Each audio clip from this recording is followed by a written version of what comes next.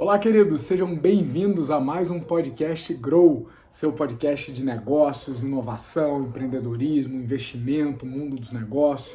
Estamos sempre no SoundCloud, no iTunes, estamos no YouTube também em vídeo e no IGTV, sempre com conteúdo atualizado, provocativo, questionador, provocações, reflexões, convidados, tudo voltado para a tua empresa e para a tua carreira, beleza? Então continuem mandando questionamentos, pautas, participações, comentem aqui nessa plataforma, não esqueça de seguir a gente aqui nesse canal. Se você não nos segue lá no GTV, o meu perfil no Instagram tem um monte de coisa, um monte de conteúdo bacana que a gente posta, e sempre orientado aí a fazer a tua carreira e o teu negócio melhores. Então, sem mais delongas, a pauta suculentíssima de 7 itens de hoje.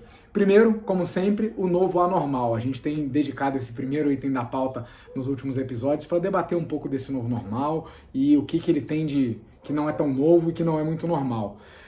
O grande questionamento que a gente traz hoje, o mito que a gente quer derrubar é: será que tem espaço só para os profissionais tecnológicos no futuro? Né? Será que as habilidades do futuro realmente são só tech? É só aprender plataformas e linguagens de programação?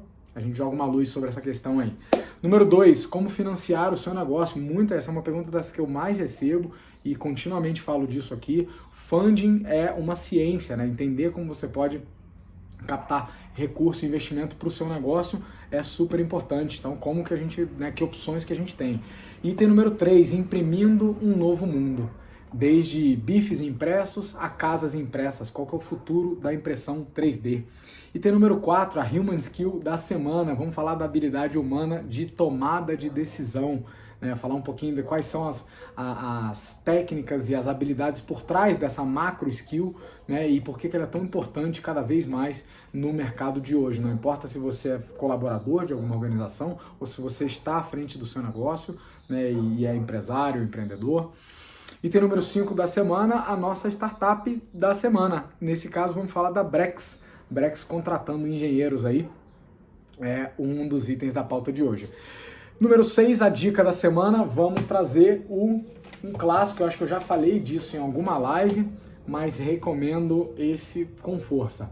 Simon Sinek, Leaders Eat Last, ou Os Líderes Comem por Último. Vou contar um pouquinho como que eu conheci o Simon, palestrei com ele, no mesmo evento que ele, e como que esse livro aqui vai lá desde a antropologia até liderança, e é um baita recomendação para qualquer empreendedor ou gente que está galgando aí as escadas de liderança na vida corporativa, tá bom? Leaders Eat Last. E fechamos a pauta com o bônus do dia. O bônus é sempre aquele resumo da pauta e os links que a gente comenta no episódio. Você vai baixar lá no final, eu abro o link e vocês podem baixar com os bônus, tá? O one pager aí do episódio de hoje. Beleza? Vamos nessa, sem delongas? Primeiro, o novo anormal. Só tem espaço para os tecnológicos? Olha, a gente tem visto muito conteúdo, muito posicionamento indo na linha de que quem não desenvolver as habilidades digitais está morto. E não é que eu discorde, eu realmente concordo que as habilidades tecnológicas vão ser muito importantes cada vez mais e que existe um gap tecnológico incrível, tá? Na verdade, se você pode quebrar, qualquer um já estudou desenvolvimento de competências, tal, você pode quebrar essa habilidade digital ou habilidades digitais numa série de outros grandes itens que aí são então decompostos em sub-itens, ou seja, é muito amplo habilidades digitais, envolve uma série de coisas. E eu não questiono a relevância.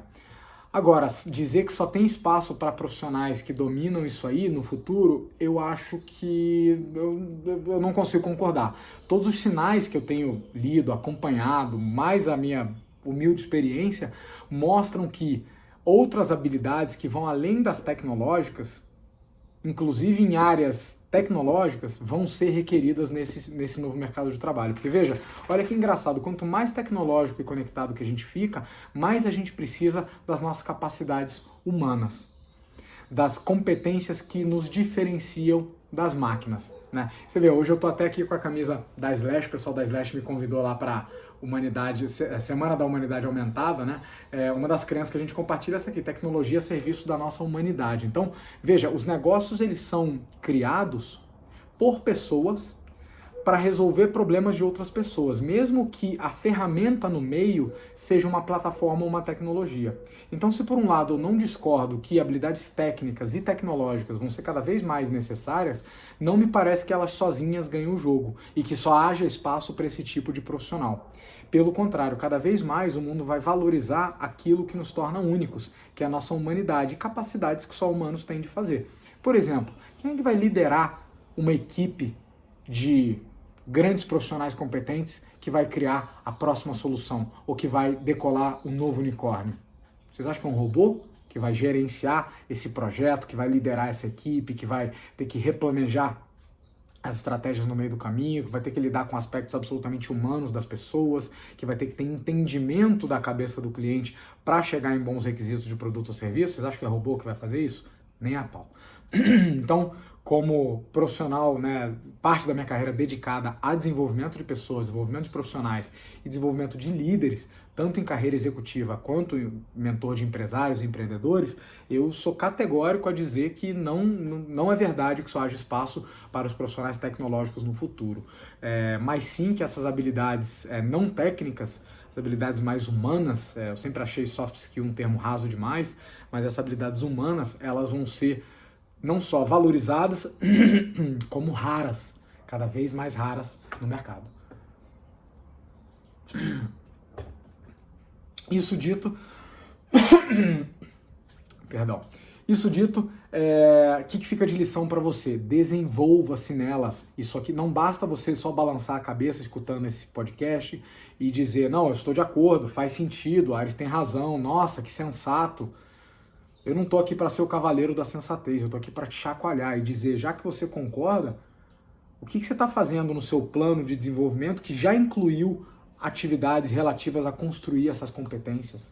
Que tipo de conteúdo você está ativamente consumindo e aprendendo e colocando em prática para construir essas habilidades? Habilidade, irmão, é igual qualquer outro músculo. Você tem que entender, mas você tem que fazer. E ela só vai aparecer trabalhando. Não tem outro jeito. Então eu tenho dedicado parte da minha carreira a ajudar pessoas a desenvolver essas tais habilidades humanas do futuro e, cara, recomendo, aviso de amigo, sabe que conselho do Dindo não é de jogar fora,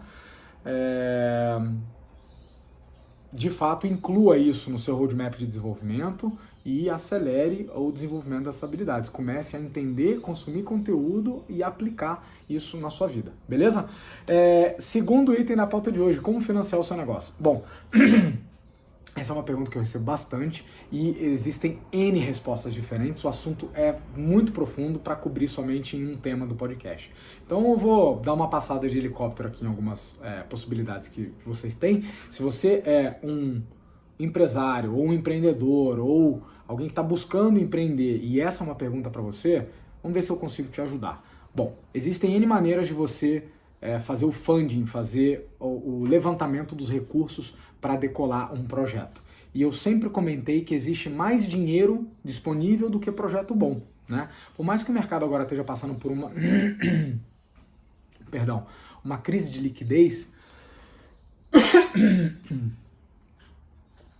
por mais que o mercado esteja passando por uma crise de liquidez no momento, ou seja, de dinheiro disponível, até uma certa aversão a risco, ainda tem mais dinheiro do que projeto bom disponível no mercado. Ou seja, se você tiver uma proposta de empreendimento que de fato resolve uma dor real, tem público, tem potencial de escala e tudo que você precisa é dinheiro, existem caminhos, tá? Então, um caminho é o bootstrap. O tal do bootstrap é um termo em inglês genérico que quer dizer, cara, fazer com os recursos que você tem. Fazer com os ativos que estão ao seu alcance. Com o seu dinheiro, a sua poupança, vende o carro, se tiver receber alguma herança aí, ou trabalha, né, de 8 a 6, junta uma grana, faz um pé de meia. O bootstrap é você empreender com os recursos próprios. Vantagens desse modelo é você conseguir, se você conseguir decolar um negócio, você continua sendo proprietário de 100% dele. Que eu não gosto? Qual que é o contra? É muito mais difícil decolar um projeto bootstrap. E tem vários negócios que merecem uma acelerada via injeção de capital, seja para crescerem mais rápido, para crescerem melhor ou para evitarem a morte. Vários negócios morrem, inclusive no Brasil. Vocês deram uma olhada, eu fui consultor do Sebrae durante muitos anos, faço projetos com o Sebrae há muitos anos, e se vocês procurarem lá nas estatísticas, fluxo de caixa é um negócio que mata uma porrada de empresa no Brasil, inclusive empresas boas, com cliente, com produto bom, com boleto pago. Então, o ruim do bootstrap é que diminui muito a chance de sobrevivência da sua empresa no longo prazo. O dinheiro tradicional, Aires, vou pedir para alguém da minha família, algum conhecido, algum tio, algum ex-chefe. Bom, a gente costuma chamar essa captação de dinheiro de Triple F ou FFF, Friends, Families and Fools.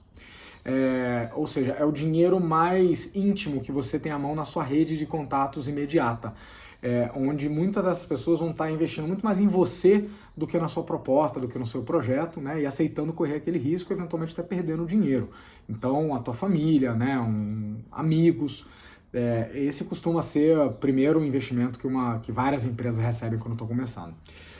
Outra opção que você tem a partir daí, captar dinheiro em banco. Aires, é só pedir um empréstimo, o famoso empréstimo. O problema é captar dinheiro em banco, não só é muito caro, ou seja, o custo do capital, o quanto que o banco vai cobrar de juros em cima daquele empréstimo é muito alto, como bancos tradicionalmente têm alta aversão a risco, ou seja, eles não vão querer emprestar para projetos de risco.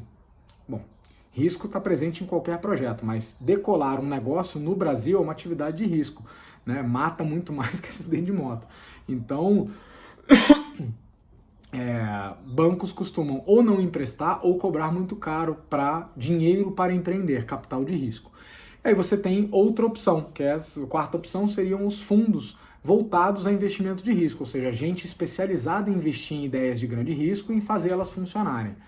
Aí dentro dessa galera você tem tipos de investidores diferentes. Você tem desde o investidor anjo, que normalmente é uma pessoa física, né, que está investindo ali seu dinheiro individual em coisas que ele acredita e pode ajudar a crescer, até fundos grandes, empresas de private equity e de fundos de investimento especializados nisso, como a Kazakh Ventures e vários outros fundos, né, Monashi, vários outros fundos famosos. Existem casas de investimento anjo, aí tem uma miríade aí de várias outras opções.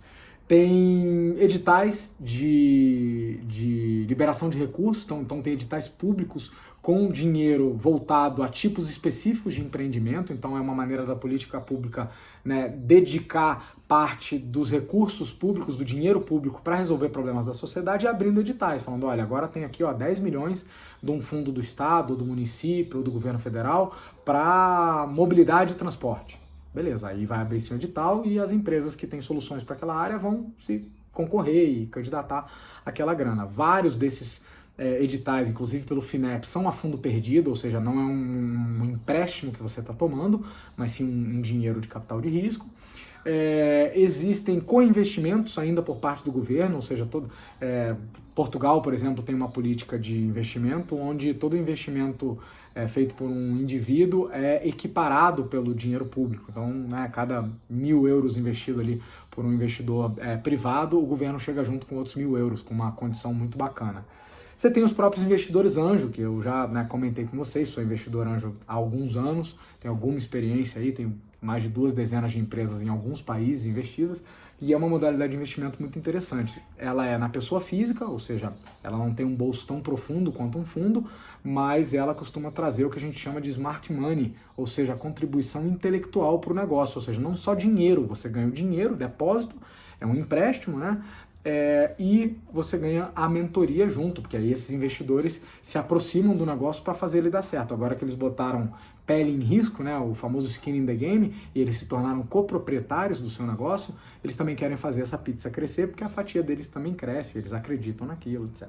Então, como financiar o seu negócio? Tem uma miríade enorme aí de opções, tá? Eu sugiro que você avalie, que você pergunte, que você se aproxime de investidor anjo.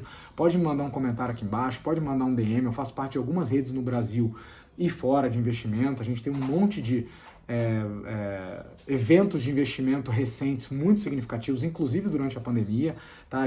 A Warren, por exemplo, corretora, acabou de fazer um aporte Série B, 120 milhões de reais de fundos, então um monte de coisa acontecendo. Quem acha que o investimento parou por causa da crise está erradíssimo, né? Só mudaram os critérios, os parâmetros, o dinheiro continua aí. Se você tem uma boa ideia de negócio, tem recurso para você. Você não tem essa muleta para se apoiar, beleza? Item número 3, imprimindo um novo mundo, né? Desde filés a carnes impressas por impressoras 3D. Onde é que o mundo vai parar? Bom, alguns de vocês me ouviram falar muitos episódios atrás sobre os avanços da tecnologia 3D e o quão promissora ela é. E eu trago ela de volta aqui porque ela continua numa curva exponencial de crescimento e continua deixando estupefatos todo mundo que acompanha inovação com os rápidos avanços das impressões 3D. Todo mundo já conhece, né, a tecnologia de impressão 3D que permitia até recentemente a gente fabricar pequenos objetos ou peças de reposição. Já é uma tecnologia usada na estação espacial, por exemplo. Ao invés da gente ter que mandar peças para o espaço, a gente só manda o mapa para a impressora e ela, com a matéria-prima lá, vai construindo essa peça, usinando ela, né, num polímero normalmente derivado do plástico, né, construindo uma peça nova. Isso serve desde para peças de motores até para componentes da construção e para o desenvolvimento de produtos e serviços mundo afora. O que tem espantado é a velocidade disso e que tipos de coisa que a gente tem impresso no mundo. Ou seja, não espantava ninguém uma máquina imprimir uma daquelas máquinas de acrílico para o Covid, uma daquelas máscaras de acrílico para o Covid, aquele objeto de baixa complexidade, uma máquina usinar aquilo ali a partir de acrílico, não é nada espantoso. Espantoso é que só nos últimos 12 meses nós imprimimos a maior lancha já impressa em 3D do mundo, na Inglaterra. Nós acabamos de imprimir prédios de mais de 3 andares, tanto na Europa quanto na China, e estamos agora imprimindo clones ou réplicas de filés de carne criados em laboratório. Ou seja, não estamos falando só de uma impressão de um protótipo, estamos falando de uma réplica funcional, algo que pode ser usado, um prédio que pode ser habitado, uma casa que foi feita para ser morada e um filé que foi feito para ser comido, de proteína, apesar de não ser baseado, né, num animal. Então é baseado num componente criado, né, pelo homem, desenvolvido ali artificialmente, para replicar, inclusive, as fibras e as gorduras da carne. É fascinante, no mesmo momento que é assustador, é fascinante aonde estamos chegando. Meu ponto é, se o teu negócio conta com qualquer aspecto físico, considere se os custos de fabricação e logística não justificam que isso seja produzido por uma impressora 3D no ponto mais próximo de chegar no cliente, de repente até na casa dele. Então o teu produto ou serviço no futuro pode ser que você venda só o mapa e que o cliente imprima na casa dele, ou que você só mande imprimir na hora que o cliente vier retirar. Uma produção just in time, tem N aplicações das impressões 3D, claro que tem os seus riscos, tá? Mas é fascinante saber que estamos imprimindo basicamente tudo que a gente pode precisar na vida moderna. Vamos passar para a pauta 4 da semana, Human Skill da semana, que é a nossa habilidade humana do futuro.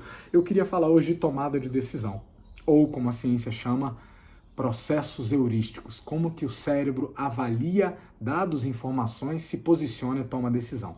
Tomada de decisão tem sido apontada tanto pelos relatórios do Fórum Econômico Mundial, como por boa parte das pesquisas de RH do mundo, como uma das habilidades mais necessárias para um futuro próximo, ou seja, já requerido no mercado hoje, independente se você é um colaborador de uma empresa ou se você está à frente do seu negócio, e também num futuro próximo, nos próximos 3, 5, 10 anos. Por quê? Porque tomada de decisão é uma habilidade humana e complexa, ela é composta de várias outras habilidades, de várias outras técnicas, e sim, ela pode ser aprendida. Então, o que está dentro de tomada de decisão, Aires? Bom, primeiro, capacidade de avaliar, de coletar e compilar e relacionar informações. Tá? Essa é uma habilidade imprescindível da tomada de decisão, validação de fontes, coleta, nível de detalhamento, representação da informação e correlação entre informação vão ser habilidades importantíssimas para você embasar boas tomadas de decisão. Segundo, relações entre risco e retorno. Você saber medir a relação risco-retorno de qualquer decisão é uma capacidade absolutamente, hoje, né, para várias das decisões que a gente está falando, humanas. A gente está conseguindo, para situações previsíveis, ensinar máquinas a tomarem decisão.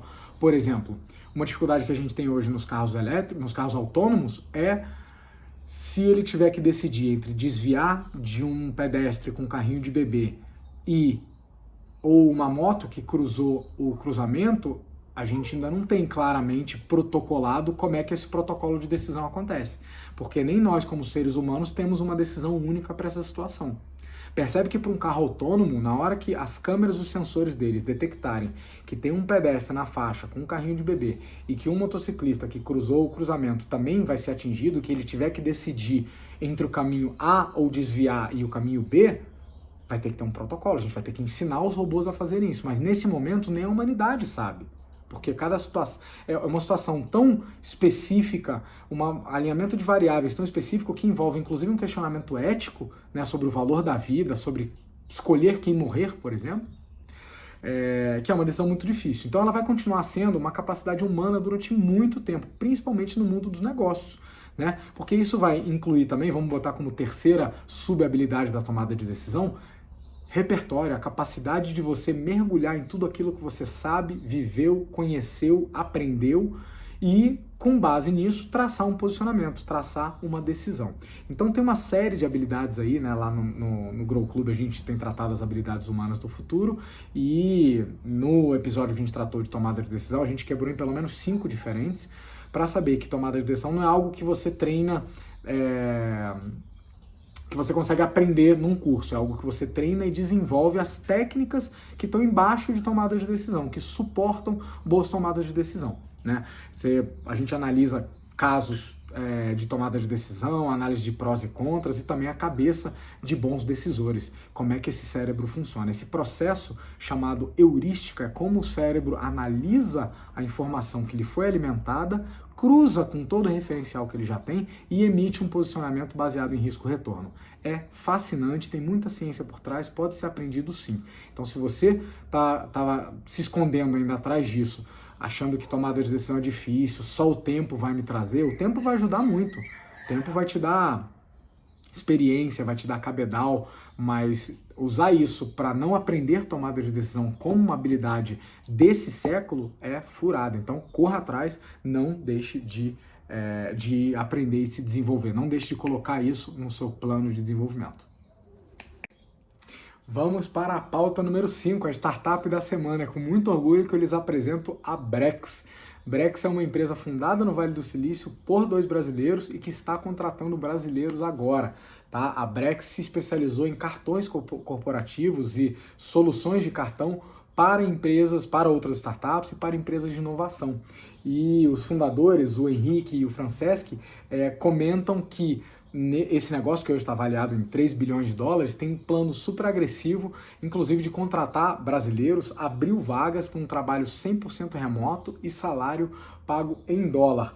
Muito bacana, eles ficaram conhecidos, né, nesse meio tempo como uma excelente solução de cartão para outras empresas de inovação. E eles estão abrindo aqui no Brasil, principalmente vagas relacionadas à tecnologia, a desenvolvimento, para programar e para fazer essa empresa crescer. Então estão procurando habilidades gerais de engenharia e inclusive falou que está disposta a ensinar novos contratados. Então olha aí, algo que a gente vem comentando muito, que é uma característica do novo normal, né, da última década do mercado de trabalho, que é cada vez mais buscar habilidades e menos diplomas e eventualmente até compartilhar com o colaborador a responsabilidade de treiná-lo, de formá-lo, né?